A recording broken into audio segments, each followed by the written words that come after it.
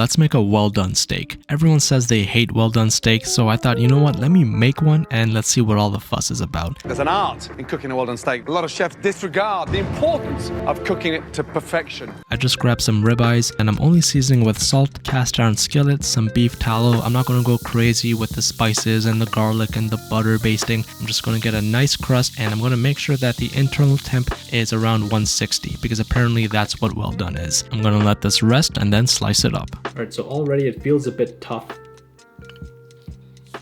This is something my parents would usually like because they don't really like to see that redness. It's not as juicy. Even if you go over 160, I think the only way Chef Ramsay was saying you could perfectly nail a well done steak is if you maybe keep it at exactly 160. You know, there's minimal room for error. If you go over or minus the 160, it's done. But the plus side of doing it well done is the fat renders more. Honestly, sometimes I just go right for the fat because this is just so juicy and you just can't go wrong with fat. Is it really worth to try to focus on that exact well done mark to eat something that's not even that tasty? You have to chew it more, which I don't mind chewing it, but it should at least be juicy. You know, it's not nasty, it's just you don't really taste the flavor of what the steak could be because at this point everything pretty much tastes the same. I'm still gonna eat it, but would I order it like this? Not really. As long as you don't completely overdo it. You know, I think there's a difference between overcooking something and making it well done. I don't see this as being overcooked. It's not rock hard, it's not burnt. It's just not my cup of tea. I'm more of a medium rare or rare type of guy depending on the type of meat. Sometimes medium, to each their own, I guess.